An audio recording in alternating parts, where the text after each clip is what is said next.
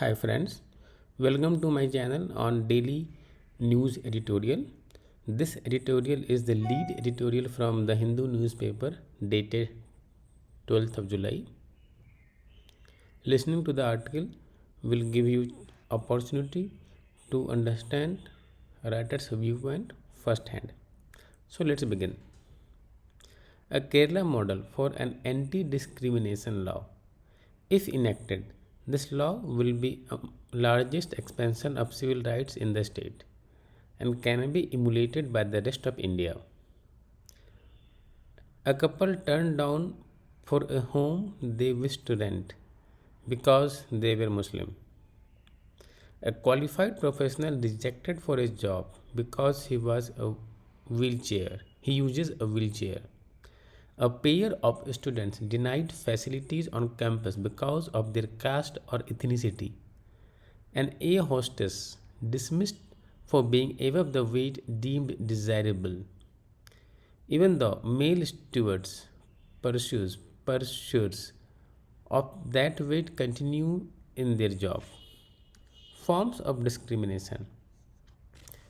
Such incidents are too common in our society. Silent segregation on the grounds of marital status, gender, sexual orientation, or eating preferences are followed in several housing societies and residents associations.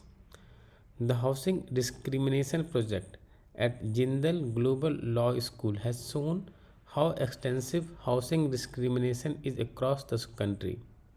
The recent Pew Research Center report has confirmed that a substantial number of Indians prefer not to have a person from a different religious community as their neighbor. The absence of a proper legal recourse for those who suffer from housing discrimination only makes matters worse.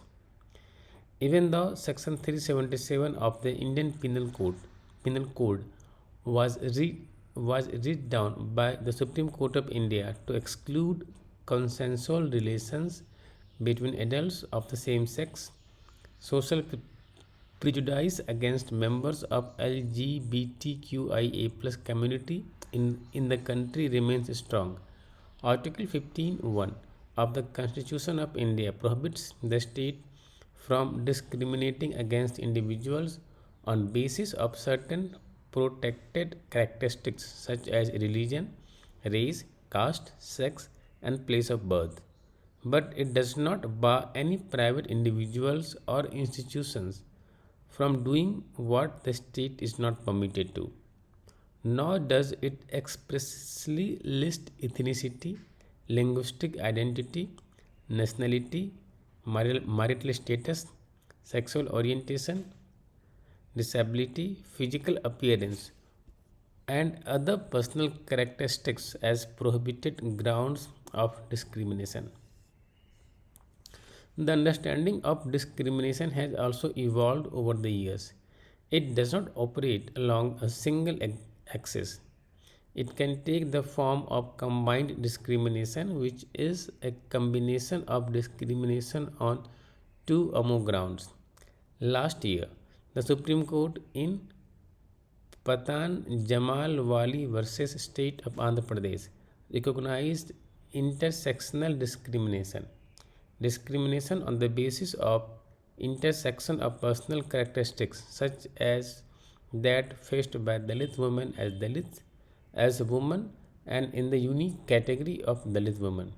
Discriminatory practices may also be indirect in nature, whereby policies that seem neutral and not expressly targeted at a particular group still cause a disproportional adverse impact on disadvantaged sections of society.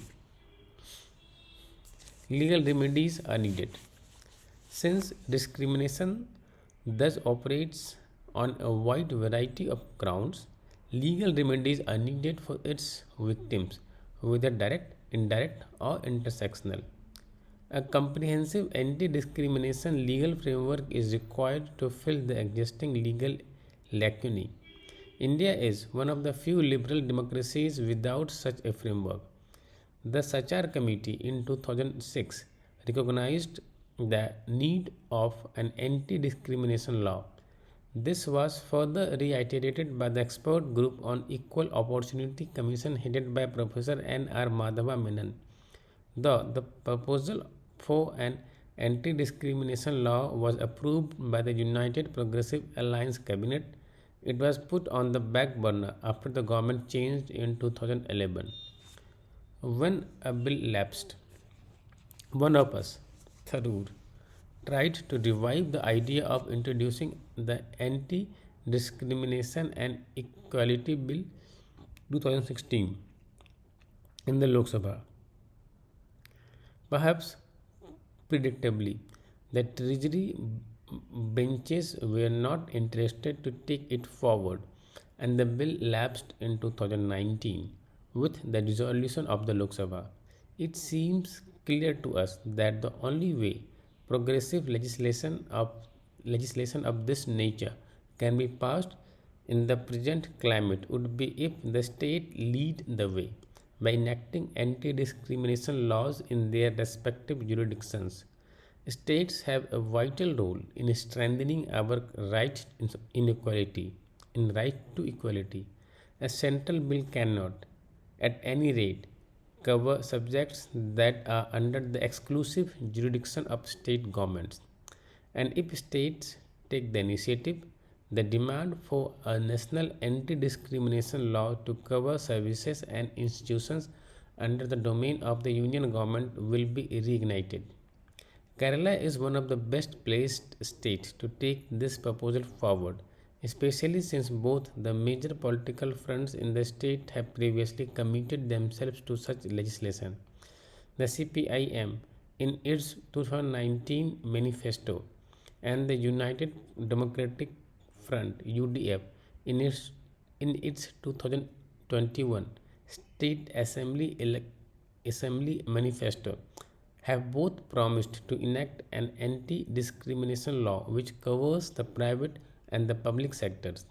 The state legislature can use its powers under entry 8 of list 3 in the 7th schedule of the constitution to enact an anti-discrimination law that attracts civil penalties to those who engage in discriminatory practices. Crafted for Kerala with the invaluable assistance of Professor Tarunav Khaitan of Oxford University, we have drafted an anti discrimination bill for the Kerala government to consider introducing in state legislative assembly. The bill prohibits employers, landlords, traders, service providers, private persons performing public functions, and public authorities from discriminating on grounds of caste, race, ethnicity, descent, sex, gender identity, gender expression, pregnancy, sexual orientation, religious identity, tribe, disability, linguistic identity, HIV status, nationality, marital status, dietary preferences, skin tone, physical appearance, place of residence, place of birth, age, or analogous characteristics which are beyond the control of an individual or those that constitute a fundamental choice. At the same time, the bill balances the anti discrimination mandate with other rights guaranteed by the Constitution. The anti discrimination mandate can be restricted in pursuance of a legitimate objective. For instance, a drama company putting up a production of Ramayana can insist on only male applications for the role of Ram. That would not be discrimination in terms covered by the law.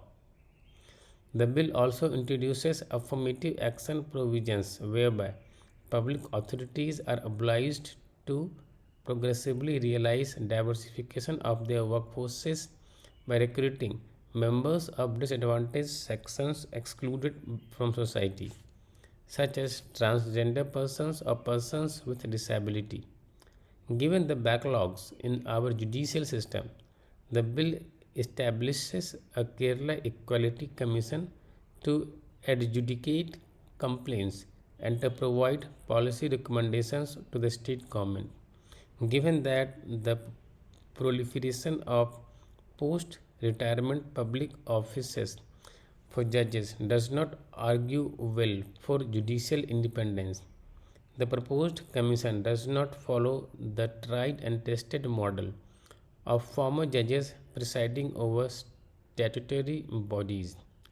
Rather, appointments to the commission are left to the political process with substantial weightage given to the largest parties in the state, both in the treasury and opposition benches, to ensure bipartisan buy in to the process.